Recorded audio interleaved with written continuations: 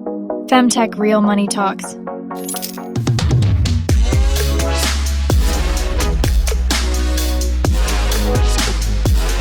Welcome to FemTech Real Money Talks, the go-to podcast where the pulse of FemTech beats loudest. I'm your host, Silena Dipilina, and I'm the founder of Visible Sports. In each episode, we dive deep into the world of fundraising in femtech startups. Join us as we explore how companies various stages in diverse markets and countries navigate their fundraising journeys. We're thrilled to spotlight female founders and engage with a lineup of investors, fundraising experts, and key partners from accelerators, VCs, and research agencies dedicated to femtech. Get ready for our insightful and honest conversations that illuminate the path to funding and growth in the vibrant world of female technology. And our today's guest, and I'm very, very happy to see this guest in our virtual studio because we haven't met in person, but we've met virtually before, is Jas Schembri-Stothart, a co-founder of Luna. And I've actually met your co-founder, Joe, as well. So Luna is the fastest growing health and well-being startup for teen girls, which is exciting. And it's not the type of startup we've had here in the studio before. And it's not the type of startup that raised so far as much money that you have done. At least not in our studio. So I believe you've raised 1.5 million by date, or is it more now? No, that's correct. That's right. Okay, that's great. That sounds like a good starting number, right? But before we dive right into the money part, which my producers like me to do, and I dive in that with pleasure, I would love to, because I know something about your background, and we've met during the Adidas Breaking Barriers Innovation Lab, which was a great opportunity to meet founders like yourself. I would love to know more about your personal journey and the story of Luna. I know some facts.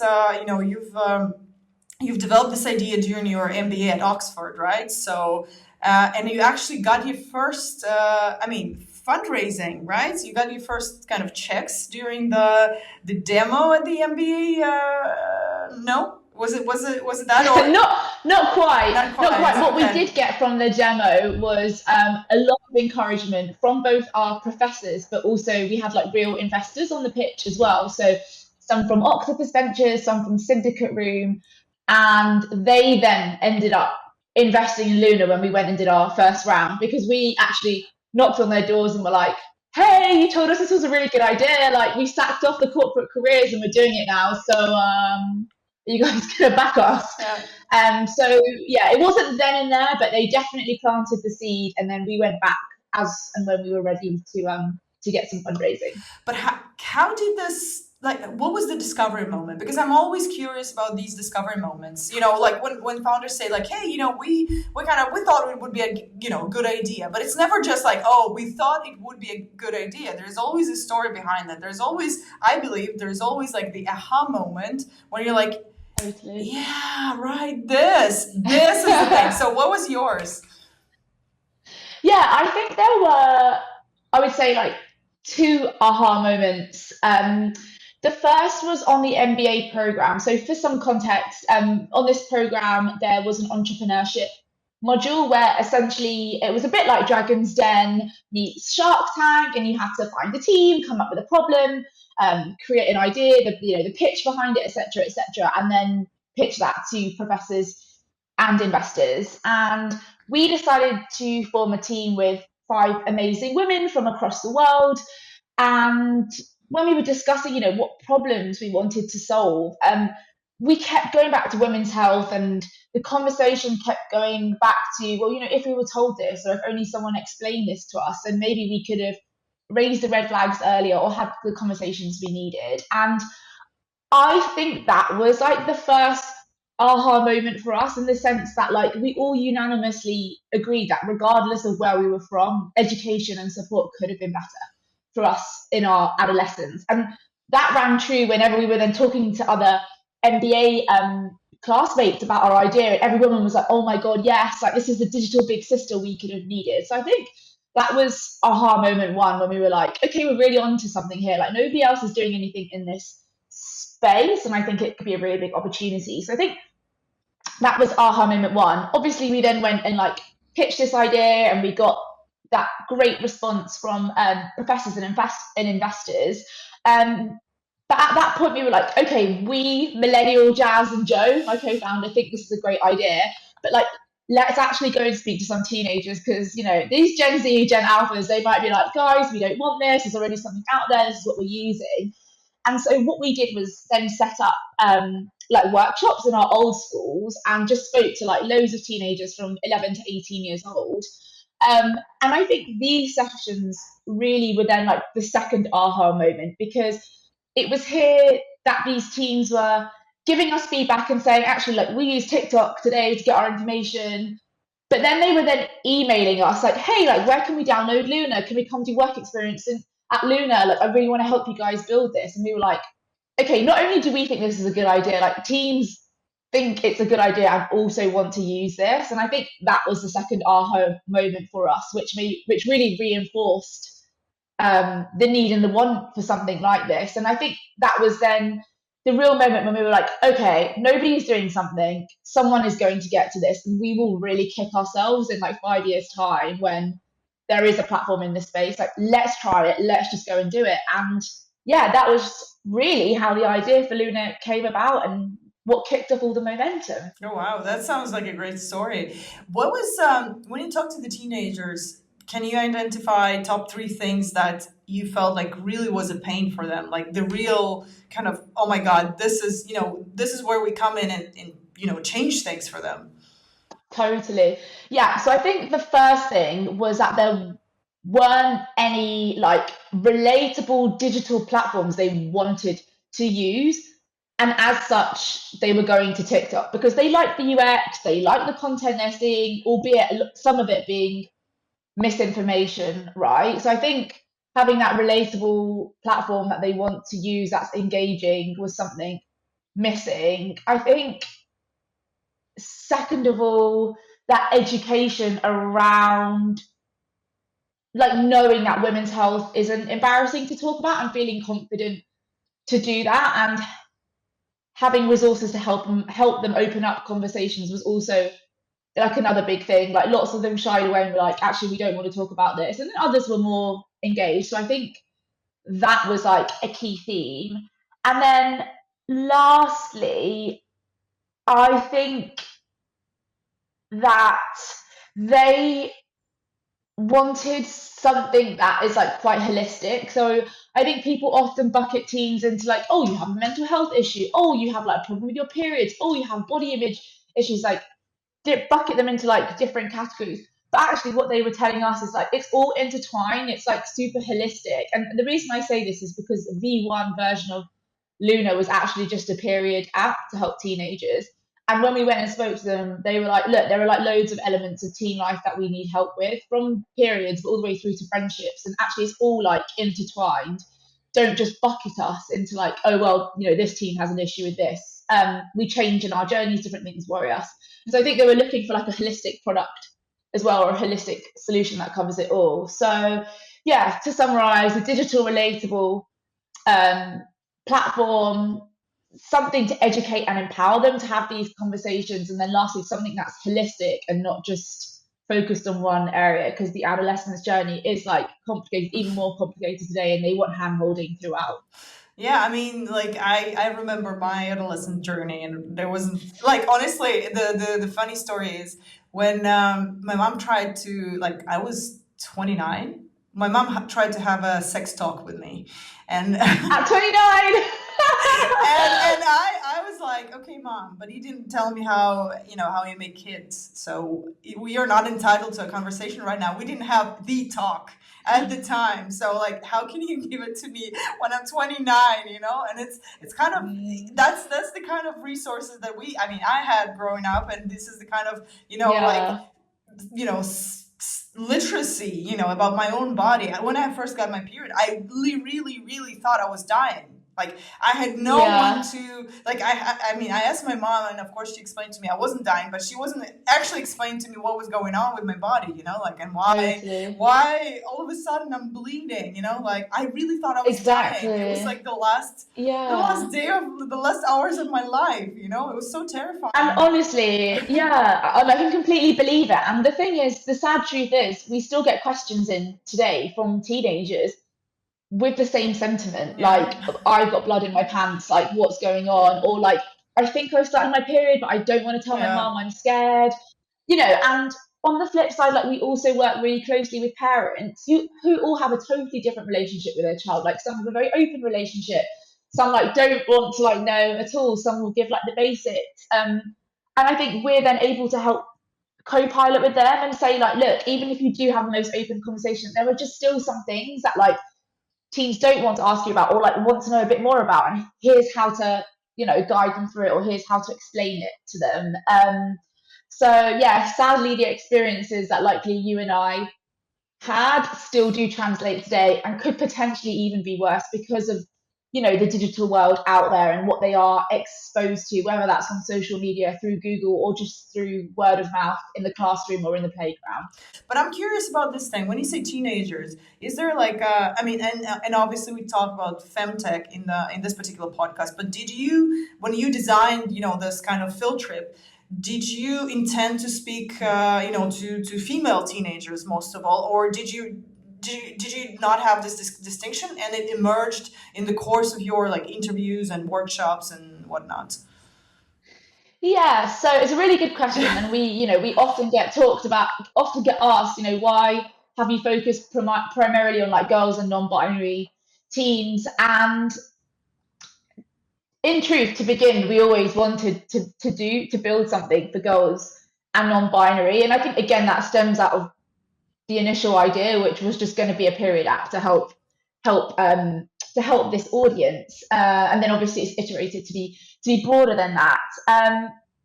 But also, I do think we wanted to build something based on our experiences and a community that we know and have lived experience for.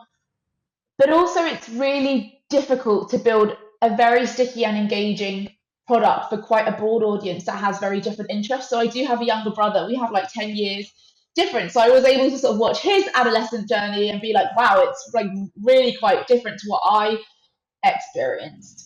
So, in truth, the first roadshow, you could say, which wasn't just two schools, we ended up then visiting like 20 different schools, different demographics, was primarily meeting girls and non binary teens. However, there were a few schools we went to which were girls and boys, and we did hold like different sessions. And I think the biggest takeaway really echoed what I said about my brother. Like, their concerns, their worries, the way they use apps and community is very different to how teen girls use products. And we just thought, to try and build something, a brand that really, and a product that really resonates with both audiences on a really limited budget, is going to be really difficult. So let's just focus on one for now. There are statistics out there to say, teen girls are 3 times more likely to have a mental health issue than teen boys. We feel really passionately about this. Let's focus on this. Focus is so important in a startup journey. But to talk about when we talk about building the product, tell me more about your team, because I know you have a background in consulting, right? So you had a corporate consulting career, and I'm not sure. Did Joe also have a something similar, right? So Yeah, exactly. so how did that, like, where did you, because I mean, I know a thing or two about, ideas and then building them. So where, the sticky part is actually building the technical product based on the vision, right? So there needs to be medical expertise, obviously, in the team if we're talking about health, and there also needs to be the technical expertise. So I understand your team encompasses all that, but how did it all come together? Yeah, it's a really good question. So you are correct. Joe and I both have backgrounds in consulting, different areas of consulting, and actually as individuals, Joe's strengths really lie in sort of numbers, data analysis, and I hate that stuff. I'm definitely more like creative, community, big ideas. Okay, we're going to get the lunar bus. We're going to do this. Blah, blah. Yeah. So, yeah, it was very easy when we were like, okay, we're going to do this. I remember sitting in a cafe at Oxford, which is where we did our masters, and being like, well, what do you like doing? She was like, numbers. And I was like, great, you can do that. And I'm like, what do you like doing? Well, I love social, so I'll do this. So we literally like posted it out. But yes, to your point, we're not technical. And so after we did our first fundraise, the first person, well, the first two people we brought in was a head of tech and a software engineer, because they were like our biggest skills gap. You need an app, but someone needs to build it. So yeah, Chris and Russ came in to do that. And then from a medical expert's perspective, we then actually put a call out for any medics who wanted sort of side work alongside like work in the clinics or their studies, and brought them on as like freelance contracts with us. And that was like, and we would then like brief out, hey, we need this article, hey, can you answer these questions, blah blah blah. And that was like the team for all the way up to like launching the app, really. So we were like 5, and then right? it got to, You were like 5. I was like 5. Yeah, and then it got to a point where I was like, I'm really struggling to manage all of like the content, the operations, the social media, the ops of the app. And so then we brought on a content lead, Ursula, who then picked up like the content arm of the app, working with the medics, all the operations of that, which then enabled me to focus on like marketing and growth. So that was like super helpful. Meanwhile, like Joe was focusing on product, and we had the tech team. So that then brought us to 6. And then the hires we've had since then is somebody to help the content ops team. So Hannah, but Hannah also gets involved in literally everything, as you do in a startup. And then we have another junior dev who is Nicole. So our team is around, what is that, 6 at the moment, 6 or 7. And then we have some freelancers who like dip in and dip out as and when we need to. But yeah, I think the point to take away here is that we really had to prove out all of the roles before we hired for them. And Joe and I basically took them as far as we could, even with the tech roles. Like we built everything in no code to begin, to even raise our first round of investment. It looked really bad. And so when we raised, we were like, we need to like get this done properly. You know, we then did the content and ops ourselves. Then we brought someone in to do it properly. That when now with product, we have a freelance person who comes in to help us. So yeah, everyone has proved out the roles before we then hire someone in to like build off that, if that makes sense. Yeah, it does. Yeah, I mean, no code forever. You know, for building the prototypes, it's perfect. Which one did you use? So important. Yeah, which one did you use, by the way? It's not like a product placement. It's just out of curiosity. Did you use Bubble or did you use any other? No, I'm now forgetting the name of it. It wasn't Bubble. It wasn't Bubble, but I remember what Joe did was like a huge analysis based on like what we needed. So we needed to host videos, we need to host articles, we need this question send function.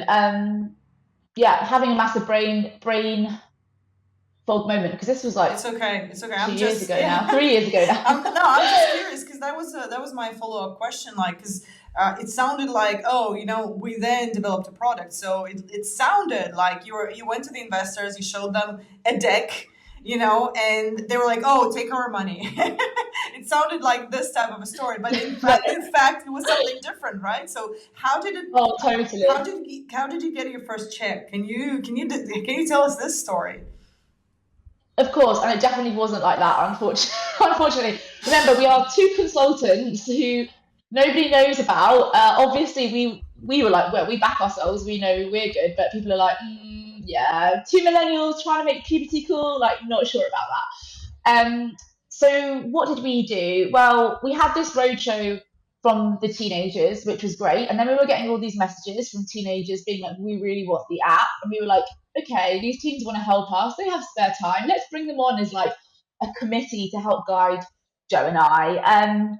And we could have gone and raised off an idea then. It was at the time when like raising was slightly easier, so it was the start of 2022. I think things got bad in sort of May, June 2020 that year. So we could have gone and raised off that. But Joe and I were like, actually, like, we do want to take this one step further ourselves, like really commit to this. Let's build out like the very basic version of the product, and let's put some of these teenagers who have now joined this committee on the platform, and let's just trial it for 6 weeks. We'll run it really manually, and if they're like using it and engaging with it, then that gives us confidence to really go and sell the big vision and the dream to the investors. And if they don't, then actually maybe we might want to reconsider. It might not be as good as we think it is. So we basically spent like January of that year building the no code. Oh, I think it was called Adalo. There we are. It's just reminded in my head. Okay. Adalo. So Joe was like, okay, I'll upskill, I'll build like the basic frames of this app, and you go and find like these medics to, create the content, answer the questions. And, trying to find medics, in my head, I was like, why would you not do this? It's like, great job, like, really good messaging, blah, blah, blah. It was so hard to find people to begin. I reached out to loads of universities, like, can you put a call out? Everyone's like ignoring me, like, we don't know who you are, like, blah, blah, blah. We then found someone who was part of an accelerator we were on, who was a doctor, and he was like, I'll put something on my Twitter. He had quite a big following. And then we started getting applications in. So I'm really, really grateful to that gentleman who helped us, because it was really, really hard. And cut a long story short, we then held a filming day, set up some very basic operations, and just ran this pilot for 6 weeks. And teams were using it, even though it was stitched together with like Excel sheets, YouTube, like it was not sexy at all. But this then did give us the confidence to go and speak to investors. And I do think we did some things wrong and things that I would do differently now. We did speak to VCs thinking, well, just because we'd seen other people like do it. And okay, yes, that might have been good in the sense that we were on their radar, and when we go and raise again, we now have these connections. But in truth, I think when you don't have a product or any traction or any LOIs or anything, like, it's really hard to get VC money early days. If you're a second time founder, probably, maybe, yes, you might be able to, but like, if nobody knows you, you're doing something in a space that's largely untapped, really hard. So we did go to speak to VCs, but then we were quickly learning, like, actually, this is like not going anywhere. Like, we need to pivot. So then we were like, okay, well, who knows what we're capable of? Like, who backs us? And we were like, well, our old bosses, like, we worked really hard for them. They've seen our track record. Why don't we try and do, like, get some angels behind us first? And so we wrote, it was, oh God, it cringes me out, like, asking people for money and investment. But we basically wrote like a hit list of people who we just thought knew us and like believed in us. And we went and pitched them first and foremost. We were really lucky in the UK. We have good tax incentives when it comes to angel investment. And basically, like, phase one then became old bosses who believed in us, who put checks in, and then that enabled us to then reach out to other angels who again had like never heard of us, but we were then able to say like, hey, we have like 200k behind us or whatever it is, like, are you interested in hearing more? Loads of cold outreach happened over Easter weekend for me. I think I send like nearly 300 emails, all personalized, like, hey, I saw you invested in X, like, we're doing something similar, or like, blah, blah, blah, blah, like, all personalized. And I got like 2 responses back, had a call with one of those investors, and he was like, I really like what you're building, I'm in. And that changed the game then for us for angels, because he was then able to intro us to other angels, and those intros go like a really long way, like far further than cold outreach. So that was then phase 2, get like other angels in, which then brought us up another like 100k, should we say. And then we then went to like some first check funds. So it's like VCs, but like the earlier stage, they usually put in like 50, 100, 150k. And when we got some additional cash there, but then we're part of like their broader portfolio. So that's really how we did like the very first raise. So our like part 1 of our pre-seed, you could say, and that was then closed in May 2022, enabled us to like bring the tech team on, launch in November, and then in 2023 we actually did a top up to top that up to where we're at today. And we then did like a friends and family round. So we used like Odin as a platform.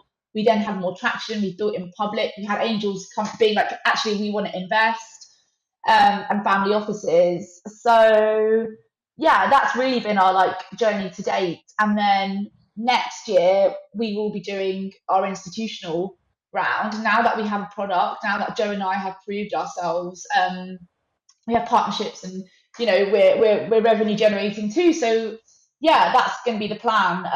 But I wish someone had sort of told me early on, like, actually, like, not really sure you should waste your time. It wasn't a waste of time, but mentally should have known, like, these VCs are not going to back you right now. Have a conversation, like, get on their plate, tell them, get on their radar, sorry, and tell them what you're building. But like, don't get your hopes up. Like, they're not coming in with a £500,000 check just on an idea. At least is what we found anyway.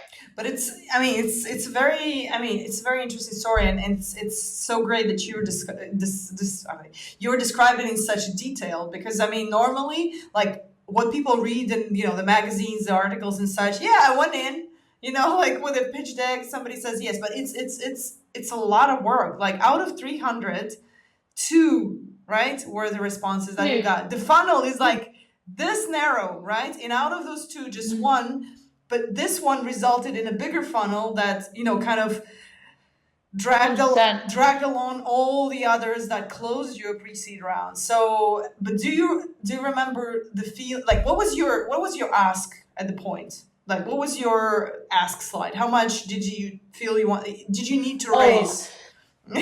Yeah, so our ask slide basically kept going up as we would hit our target. So I think it was really good advice, actually. It came from a VC, one of the VCs who came in with their first check, but they were like, consumer is really expensive to do. Like, however much you think you need to add more.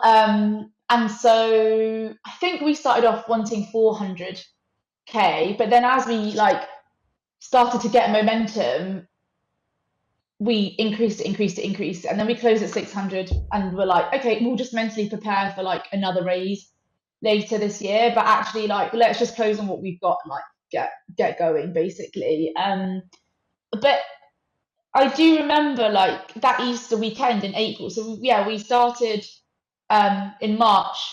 Like, March was just all this cold outreach, like not really much happening, and it was April, and I was like, oh my god, like, when is this moment going to happen for momentum? Like, nothing's happening.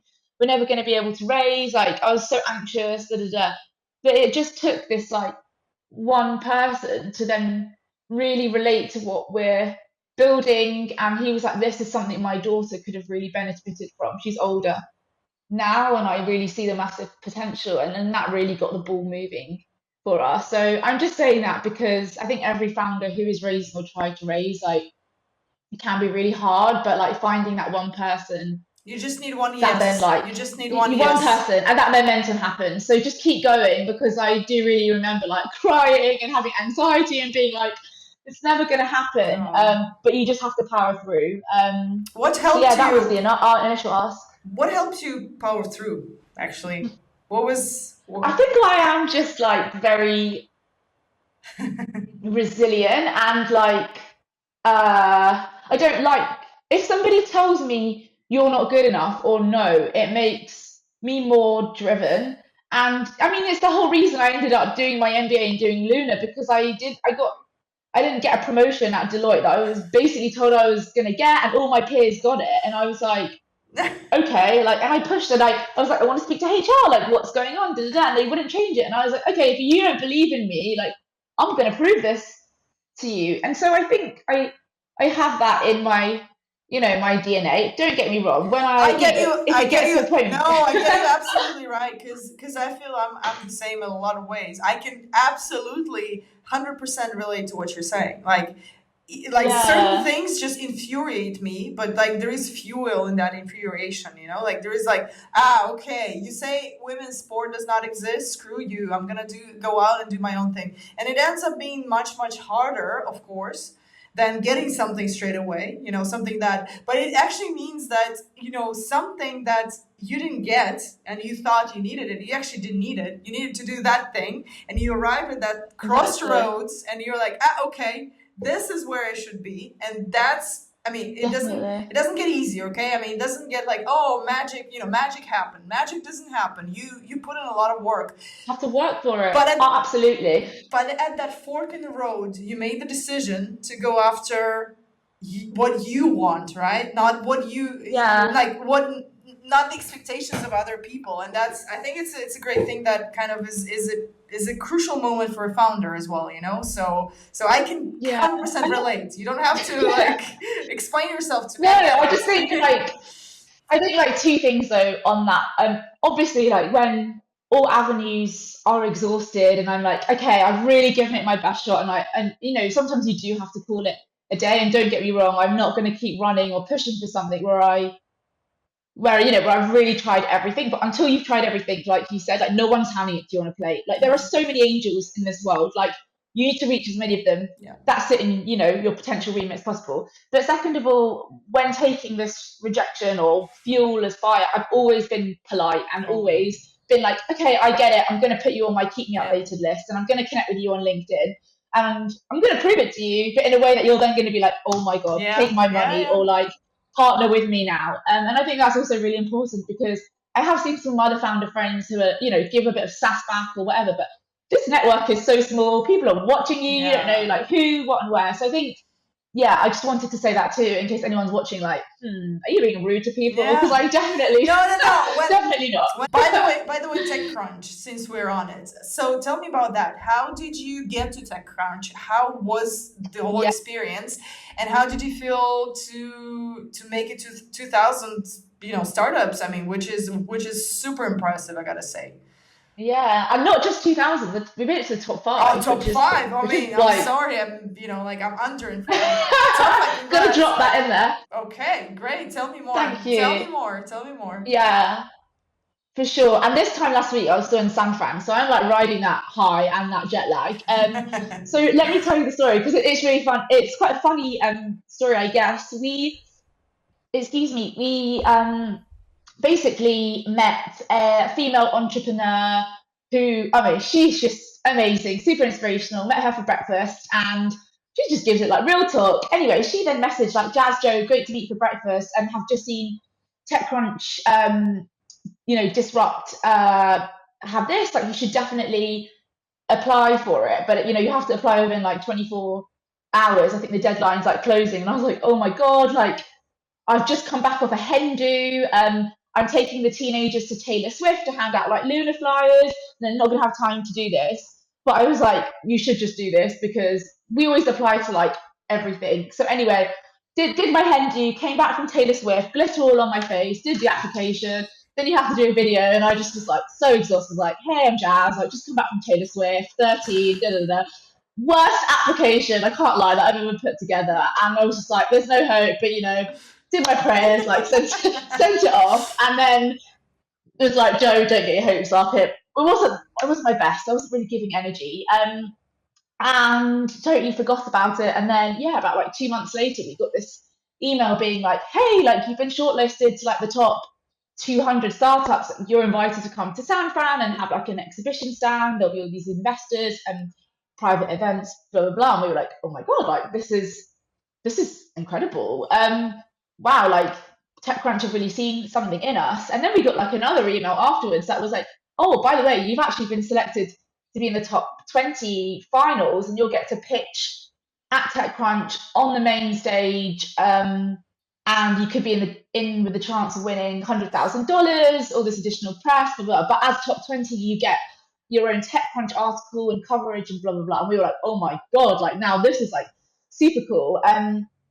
But we were under embargo, like weren't allowed to like tell anyone we'd been like selected or anything. And so that was really that. And Joe and I were like, of course we're going to be there. Like I think it would be a massive shame not to, but also we want to launch in the US next year. It makes complete sense, and also it's TechCrunch. So basically, we flew out last week, and it was a huge 3-day conference.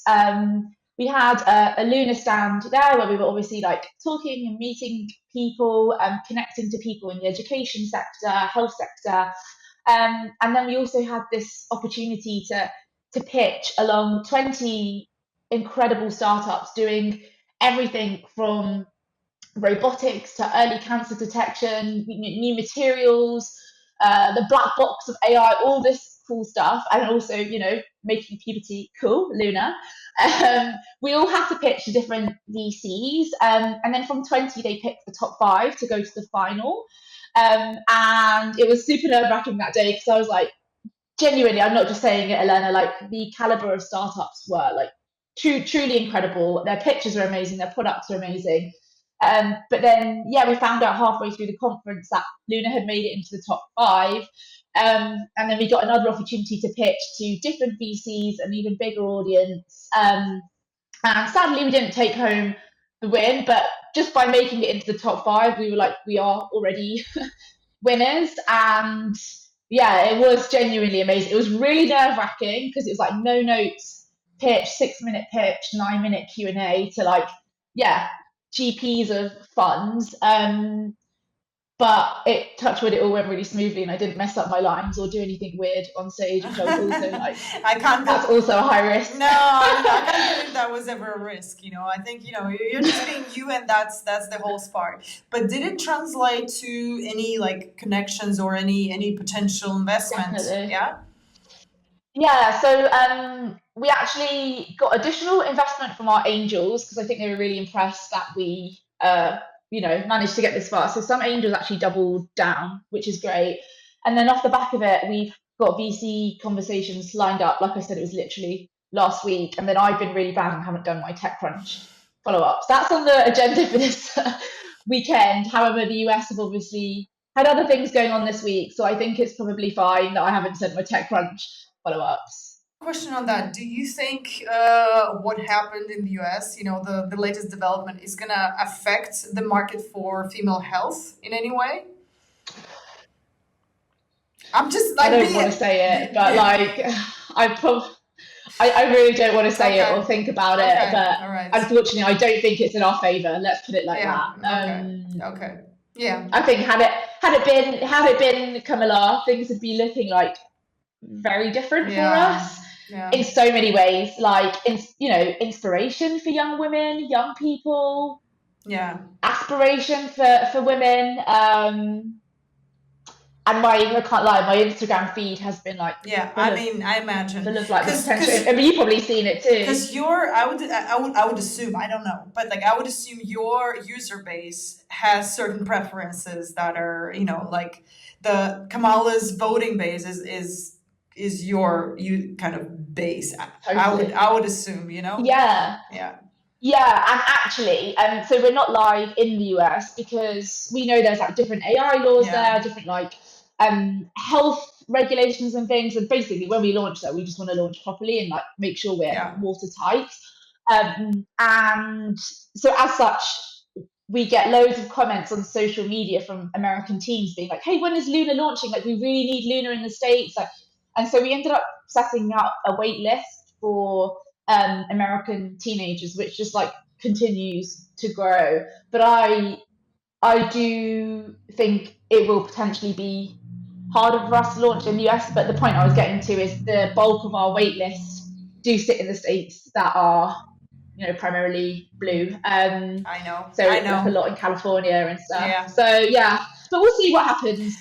Yeah, because I mean, like the reason I asked this question, because this is my take as well. US is the biggest market for health tech and femtech as well. And the whole kind of I feel like femtech as a field, as a sector, as whatever, as space started emerging and really kind of taking up, and the current development has kind of the directions that are at the crosshair with whatever a lot of femtech startups are doing. But I mean, whether it's going to affect the investment as such, maybe like. I mean, the other thing that I might see is that the future administration is also pushing for like independent entrepreneurship as one of the values. And the ability to make independent decisions about investment could also be one of the core values, which would in turn allow people to invest in products that they believe in, independently of what the administration is saying. I mean, like, I believe this might be the case, if we read the room right. But I also I do tend to be a bit more pessimistic about the the perspectives of this. So yeah, maybe it's too early to make any sort of predictions, but I feel like either way, femtech is going to be one of the fields affected by these changes, simply because the U.S. is the biggest market, both for the startups and also for the investment. So yeah, we're gonna watch what's happening there. But Definitely. The other thing related to that is that obviously Luna, is building the wait list for the US, but what are the other countries of interest for you? What are the other countries where you want to scale, if there's such? So we are actually live in every country other than the US, and so I think we're in 162 different countries, but that's not been intentional in the sense that we've not really done any marketing or officially launched anywhere. We've just sort of said in the App Store, if you search it or come across it, you can download here. And the top 5 countries we're in are UK, Ireland, Australia, Canada, and Germany, I believe, and then the Netherlands is 6, which is really interesting because you've got sort of some English-speaking countries there, and then you've obviously got countries where English is not the native language. Obviously, they learn it in school, and it actually Luna at the moment is all in English, and we have paying users in these countries, which I think is amazing.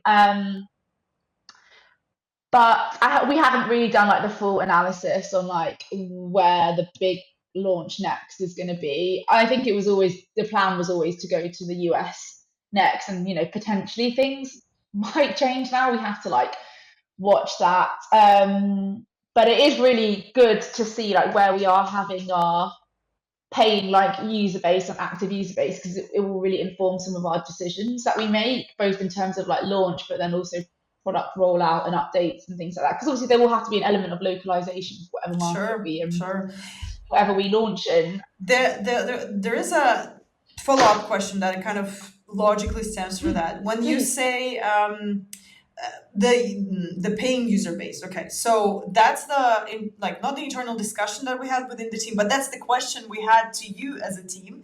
Meaning, what's the paying, what's the pricing model, and who pays? Who's the paying customer for you? Is it the teenagers, or is it actually the parents? And how do you kind of reconcile the two, right? So yeah, how does it work from the payment perspective?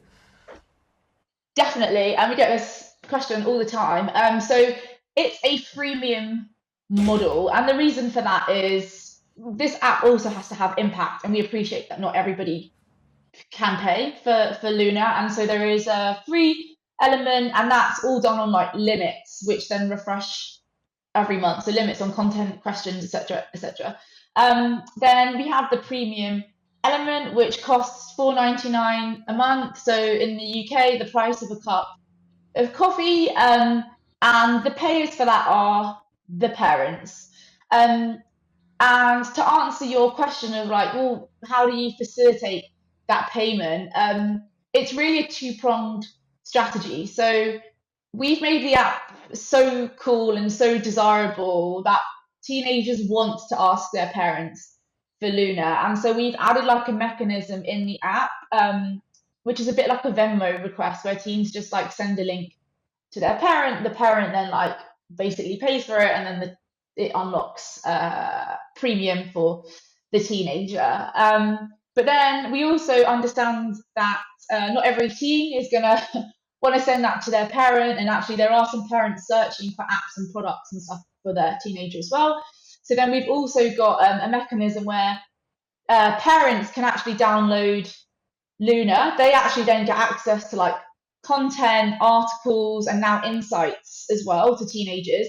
And then they basically assign their teen to Luna as well. Now they can't see like what their teen is asking. It's still like anonymous, but they're then able to like manage their teenagers' subscription on that layer. So we basically got a two-pronged attack. And what we found is basically like a few use cases where parent has never heard about Luna, but the teenager's been using it and asked for it.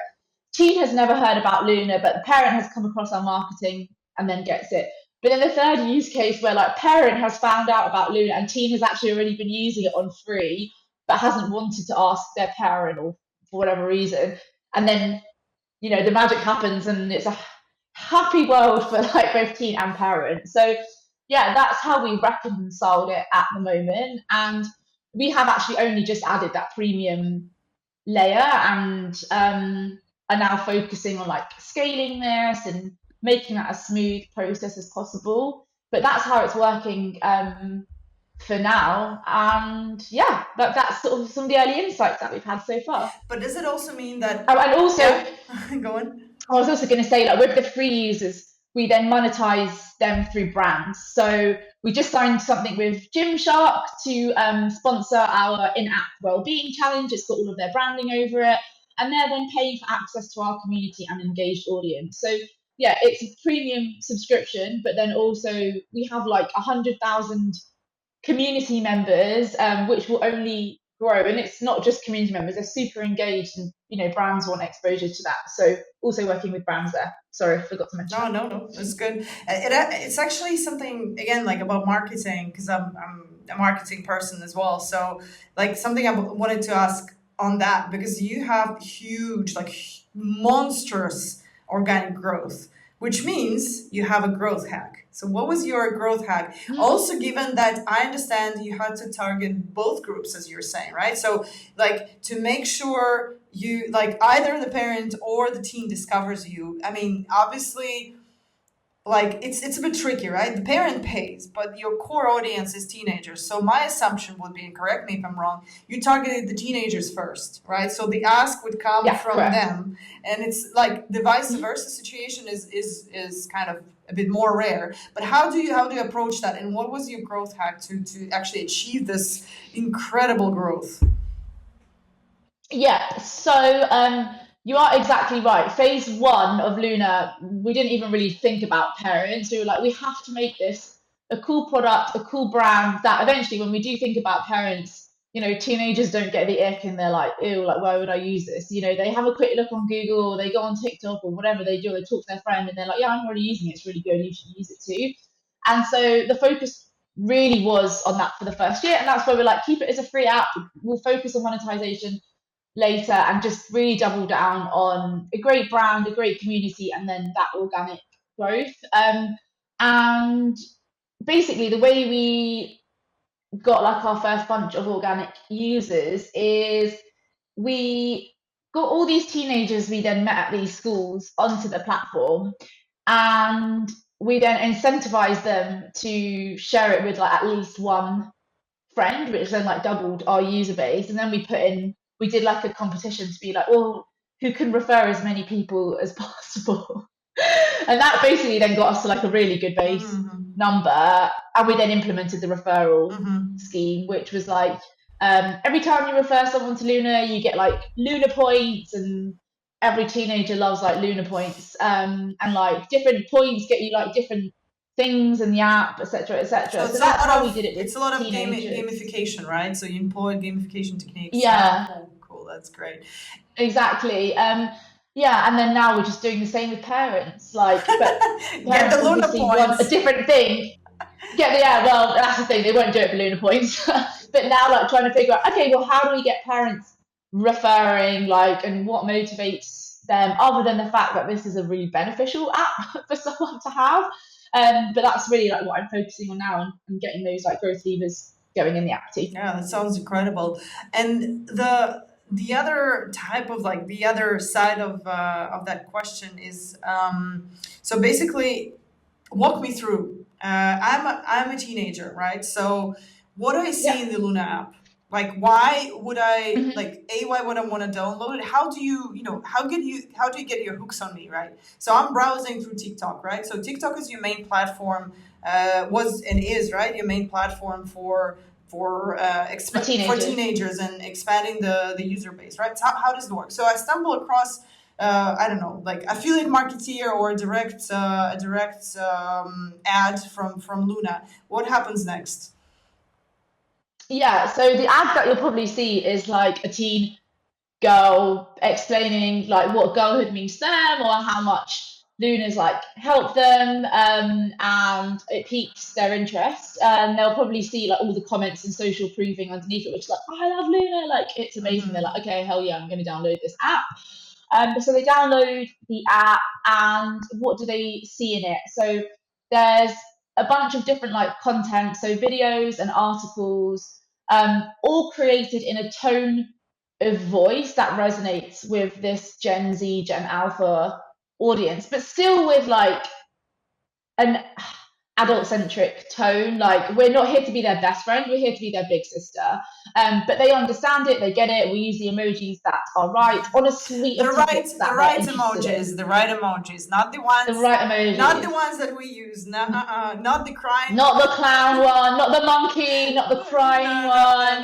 No, the right ones. Okay, No, all right. no, exactly. That's like very important, because then they know it's millennial. Oh yeah. Somebody, Dad, get off the keyboard. Exactly. Okay. So that's really important. But then also giving them like the holistic suite of topics that I mentioned earlier. So, stuff that's just interesting them at the moment. We drop content all the time. Some of it's like more foundational, some of it's like trend based, based on like what we're seeing on TikTok and stuff like that. So that's the content arm. And then the second piece is Ask Luna. So here teens can ask an anonymous question and get an expert backed response. There's no peer-to-peer interaction in Luna, and I just want to say that we're not trying to be another social media platform. But what we do with these questions is they get a response, but then we post it back to the app a bit forum style, and everyone can go in and like read the questions, but then also the answers, and that is like super, super popular. And I think that is something that is our USP, like that community element there. That's something you don't get in Chat GPT, right? You can't see what others are asking. And I remember as a teenager, I used to love like going to magazines, going into the back and reading like they're like, oh dear Glamour, like I left my tampon in last night, like what's gonna happen? Or like, my God, this happened with my best friend. And like that still translates today just into the digital kind of way. And then lastly, there's a tracker. So super simple period and emotion tracker, catered to teenagers, catered on just understanding their bodies, not fertility, not managing menopause, not having a sex life. Menopause would be for other type of teenagers, Well, but like that's the alternatives that they've got, right? Like sure. It's not geared towards them. And then like giving them insights off the back of it, like, oh look, it looks like your period might be coming in 3 days. Don't forget your emergency period kit in school, blah blah blah, all of this kind of stuff. So that's what they would see. And I would just say like the common thread is like we talk to them in a tone of voice that they understand. It looks and feels like very Gen Alpha, Gen Z. We've co-created it with our committee, like in the way they use apps.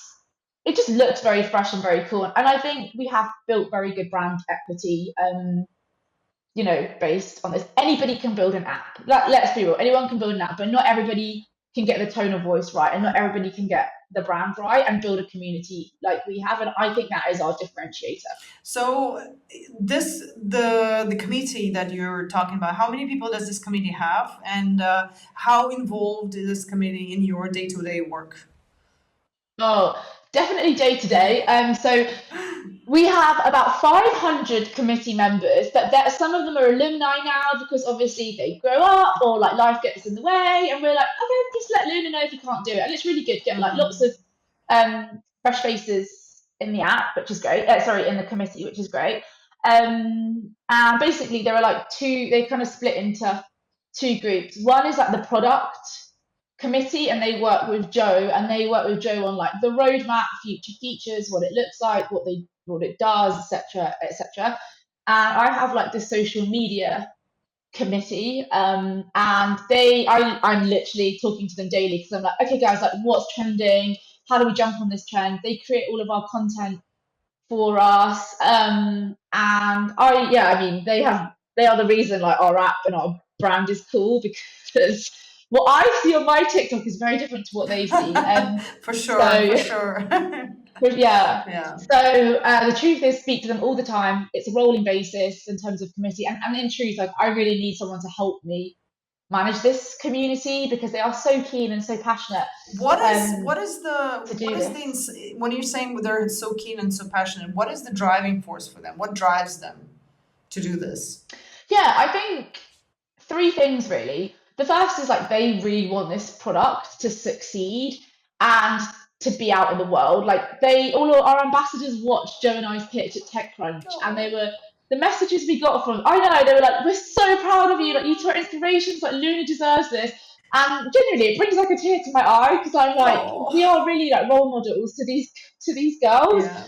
And so I think they genuinely love Luna as much as like we do. I think the second thing is they also form really great friendships by being part of this inner committee, and that's like a really amazing thing to watch. And then lastly, to be a teenager and to have a voice and to have an impact on something is huge. And we listen to what they say. Like they want to upvote a feature, all right, like we'll put it in the app for you. So they get a say in what we're building, but then we offer them work experience, the chance to come into our Luna offices every quarter. You know, not many teenagers get that opportunity. At least I didn't when I was a teenager, and I just think, they'll grow up and look back and be like, oh my god, like I got to go and like shadow the co-founder of this app, or like I got to do work experience here, I got to go into this office, and I think that's also a massive incentive for them to put it on their CV, to get this experience, to be an insider, to be part of this team. So yes, there's no sort of financial rewards for them, but yeah, I don't think that they need or want that. Like they just want to be part of this movement, really. I feel like it's actually a very valuable thing because I this is something that I was able to have with the basketball championship that I was building because I've tried it with a lot of like people of my age, and obviously the financial reward at a very early stage is not an option, like especially if you're building like a basketball championship with which is like is a very is an event thing, and it's not even digital, and like there is very little. I mean, you don't even know if it's going to succeed, and you also need the backers, which is the sponsors and the light. It's a little bit like a startup in the beginning, but what worked for me is building an amazing team out of students, like who were passionate about basketball, who were passionate about the sport, and who actually, it's exactly what you're saying. Like they had this in their resume, and because their scope of like things that they were doing and they were engaged with was great. Yeah, it's true. It's all about like finding where your audience are and understanding their motivations, right? And I have to do that now with a parent. It's totally different with a parent, and I need to build a parent ambassador. Yeah. Parents don't have time, like they're on completely different channels, Yeah. totally different motivations. I've literally I'm not a parent. At least I've been a teenager before, so I can like somewhat relate. And so now I'm having to do like the same thing again, and I know it will look like a very different model to what I've got going with the team. So yeah, totally relate to like everything you're saying. Okay. One other like pre-last question that I wanted to ask: if you could summarize Luna in 3 to 5 figures, what would it be? Like any figures? Like, what do you mean? I mean, like, okay, Luna now is like X users or this and this and that. Like, if you could, like, I know he hates the figures. I'm not a huge fan. Like, I mean, I could have asked. You mean numbers? Yeah. Numbers and figures in numbers. Yes. Yeah. Okay, I can do that. So 100,000 members in 162 different countries. 1.5k reviews, well, 5-star reviews on App Store. And I say that because when was the last time you left a review on an App Store, let alone a teenager? Leave a review on the App Store, so that's 3. 6 times a week login rates, and the highest streak we have is 721 days on Luna. That's some And LTV. that's basically And it's not that's it's not the person who left the app open, right? So it's an actual it's not me, I promise. So there we are. There's five figures. Okay, that's incredible figures. Actually, that's something to be hopeful about and to be looking at, with admiration and with something like, oh, I want to be like Luna. I want to be, I want to be building something like that. It's amazing. It's incredible. Your journey, your stories. I mean, super inspiring. Also because you show us that it's not like linear, like as I said, you went in with a pitch deck, you came out with money. No, it's not like that, right? It's a lot of hard work. It's a lot of determination. It's a lot of smart moves as well, right?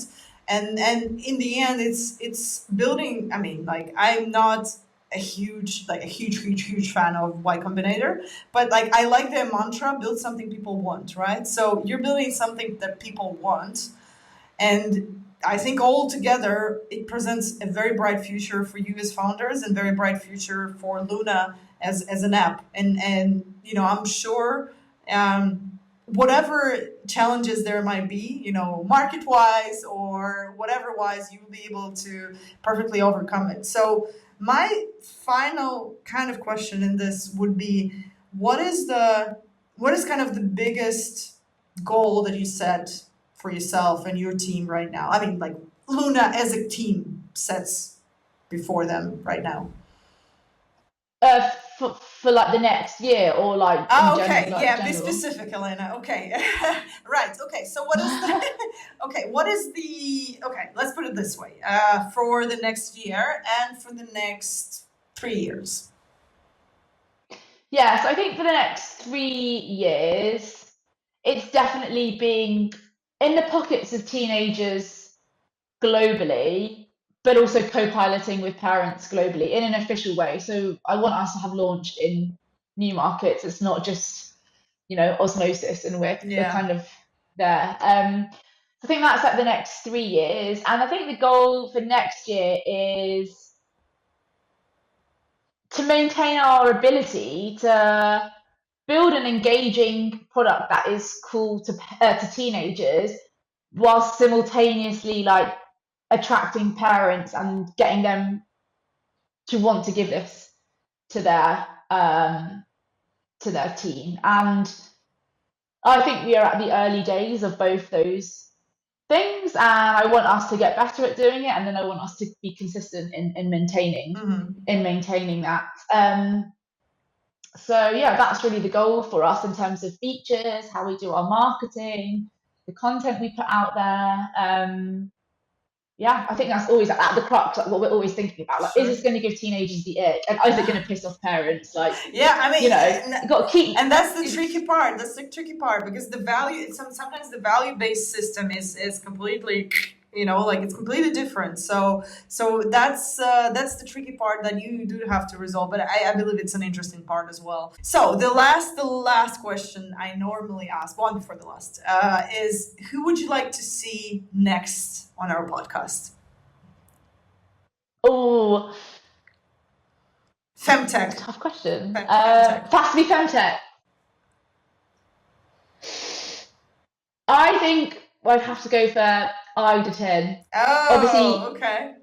Came up with the word FemTech, the real deal, paving the way for not just FemTech founders, but female founders in general. And both Jo and I follow her on LinkedIn. Yeah. So I would 100% be listening to that episode if we can get her on. Okay, we might have something in store for that. I don't want to spoil too much, but we might be able to get what you're asking for. But let's keep it in store for now. Watch the space. Yeah, watch the space. Watch the space. Watch this space. Okay, so we're called the FemTech Real Money Talks for a reason. So we're able to get the best speakers here on the podcast, and we have something, something like a magic wand to get the most amazing speakers in this virtual studio. Oh my God. Yeah, but well, when you do, tell her about Luna, because there might be some synergies there. Absolutely.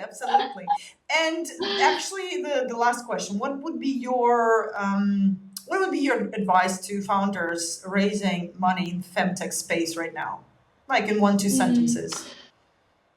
Yeah, I would say, look, raising money is hard, and we haven't raised like the most amount of money out there, but we've raised some. And I think sometimes the media and people scare female founders and, you know, or anyone building in femtech, whether you're a female or a male. And I would just say, like, yes, it's hard, but it is possible. So keep going, be resilient. If something's not working, pivot, like write all your options out and don't give up until you've tried all of those options, because there is a lot of money in this ecosystem and it's all about tapping into the right people at the right time or getting the right connections. So just keep going until you've really exhausted everything, because we need more femtech in the world, and we also need more female founders building femtech in the world too.